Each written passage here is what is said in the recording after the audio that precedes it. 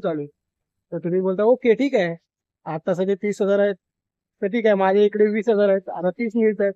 चांगली गोष्ट आहे. म्हणून तुम्ही जॉब सुरुवात करता मित्रांनो. आणि जॉब सुरुवात केल्याच्या नंतर जी गोष्ट घडते त्या गोष्टीमुळे तुम्ही सक्सेसफुल होत नाही.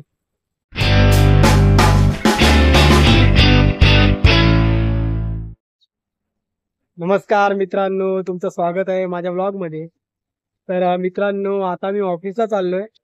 पण ऑफिसला जाता जाता असा विचार केला, एक डोक्यात एक टॉपिक आला आणि तो तुमच्यासोबत शेअर करायचा विचार केला आहे. तर असा आहे, आजचा टॉपिक असणार आहे की जॉबवाली जी लोक आहेत, जी माणसं आहेत जी जॉब करतात माझ्यासारखी, ती सक्सेसफुल का नाही होत.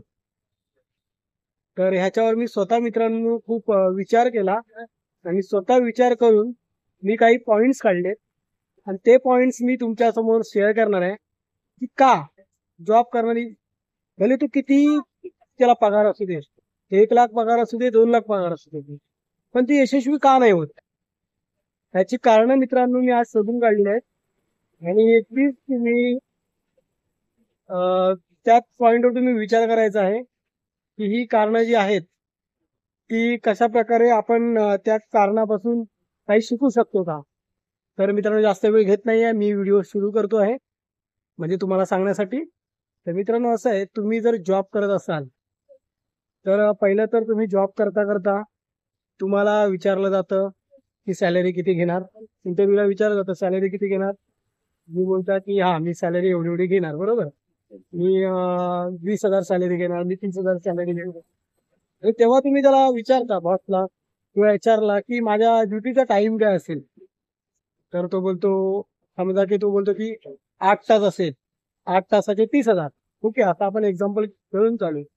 तर तुम्ही बोलता ओके ठीक आहे, 8 तासाचे 30,000 आहेत. तर ठीक आहे, माझ्या इकडे 20,000 आहेत, आता 30 मिळत आहेत. चांगली गोष्ट आहे. म्हणून तुम्ही जॉब सुरुवात करता मित्रांनो. आणि जॉब सुरुवात केल्याच्या नंतर जी गोष्ट घडते त्या गोष्टीमुळे तुम्ही सक्सेसफुल होत नाही. कशी आहे, तुमच्या 8 तासाची ड्युटी असते, बरोबर. तुम्ही विचार करता की मी 8च तास देणार आहे. तर मित्रांनो, काही कारणास्तव म्हणजे समजा तुमच्या त्या कंपनीचा बॉस जर खूप ॲडॅक्टिव्ह असेल, तुम्हाला कामाचा प्रेशर देत असेल, सर्व तुमची कामं तुमच्याकडून करून घेत असेल, किंवा अशा साऱ्या गोष्टी असतात, किंवा काही असेल, त्याचा स्वभाव कसा असेल, तो तुम्हाला ग्रँटेड पकडत असेल. ग्रँटेड पकडणं म्हणजे काय, आता आपण जर विषय निघालाच आहे, शब्द निघालाच आहे, ग्रँटेड पकडणं म्हणजे काय. तर मित्रांनो, समोरचा तुम्हाला तुमच्याकडे पहिला तुमच्याजवळ तो बोलतो, काम करून देतो, गोडगोड बोलतो, गोडगोड बोलतो, आणि त्याच्यानंतर हळूहळू तो तुम्हाला इझिली घ्यायला लागतो की हा काय, हा कोणतीही कामं करेल, ह्याची मजबुरी आहे. म्हणजे आपली मजबुरी त्याला समजून जाते की आपली मजबुरी सध्या काय आहे. अच्छा, याला जॉब शिवाय काही पर्यायच नाही, असं जेव्हा बॉसला समजतं तेव्हा तो समजून जातो की आता ह्याला कितीही काम द्या, काही द्या, काही बोला, कसे ओरडा, तरी हा काही कंपनी सोडून जाणार नाही. हा एक प्रकारे माझा गुलामच झालेला आहे. तर जेव्हा तुमचा बॉस तुम्हाला गुलाम समजतो, तेव्हा तुम्ही लाईफ मध्ये किती पगार घ्या मित्रांनो, 1 लाख घ्या, 2 लाख घ्या, तुम्ही सक्सेसफुल नाही होऊ शकत. त्याचं कारण हेच आहे मित्रांनो. तर लक्षात घ्या, आपलं दुखणं जे असेल, म्हणजे काही फायनान्शियल असेल किंवा काही असेल, ते बॉसला कळून देऊ नका. कारण बॉस तुमची अशी काय वाट लावेल, बॉस काय करेल माहितीये का, तुमची 8 तासाची ड्युटी असेल ना, ती हळूहळू 12 तास करेल. कशी, तुम्ही बोलाल की अरे फिजिकली आम्ही तर 8च तास असतो ना ऑफिसला, 12 तास कसे असो. तर उरलेले 4 तास मित्रांनो, तो तुमच्या डोक्यात राहील. म्हणजे तुम्ही हेच विचार करा, आमचा बॉस असा आहे, बॉस तसा आहे, असा करतो तसा करतो, मला एवढं काम देतो, तेवढं काम देतो. म्हणजे त्याच्या विचारामध्येच तुम्ही तुमचे 4 तास घालवले एक्स्ट्रावाले. तर कळलं मित्रांनो. आता ह्या 4 तासामध्ये तुम्ही काय काय करू शकता. तुम्ही खूप साऱ्या गोष्टी करू शकता. तुम्हाला जी आवडती फील्ड आहे तिच्यावर तुम्ही अभ्यास करू शकता, तर करू शकता की नाही. पण ह्या कारणामुळे म्हणजे तुम्ही तुमच्या डोक्यात राहते फील्ड आहे आणि तुम्ही प्रत्येक वेळी, आणि मला काही काही मित्र आहेत ते मला भेटतात, बाई बॉस असा करतो, कामाचा खूप प्रेशर आहे, हे होतं ते होतं, पगार काय वाढत नाहीये. पगार मित्रांनो, पगारावरनं मला एक सुचलं की माझा एक मित्र आहे, खूप वर्षापासून आला मित्र, हा खूप वर्षापासून काम करतोय एकाच कंपनीमध्ये, पण तशा प्रकारे त्याचा काही पगार वाढलेला नाही. याचं कारण काय मित्रांनो माहितीये का?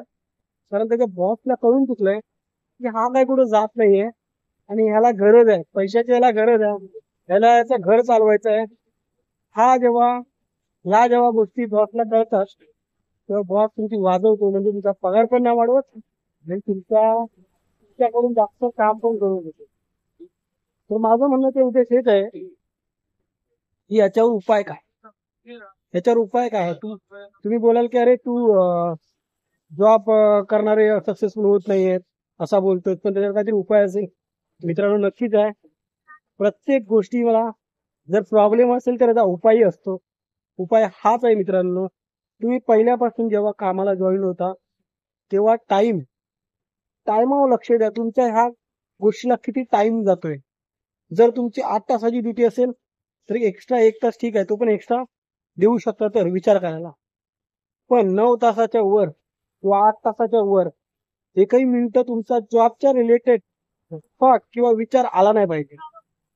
मग तसं होत असेल तर तुम्ही उरलेले 4 तास मित्रांनो, उरलेले 4 तास तुम्ही तुमची हॉबीज आहेत त्यांना देऊ शकता. ओके. आणि हेच गोष्ट सांगतो, तुम्ही तुमच्या हॉबीजला उरलेले टाइम द्या. पार्ट टाइम तुम्हाला काय करता येतं काय बघा. तुम्हाला ज्याच्यामध्ये आवड आहे त्याच्यावर अभ्यास करा आणि हळूहळू करता करता करता करता त्याच्यामध्ये तुम्ही चांगलं प्रगती करा.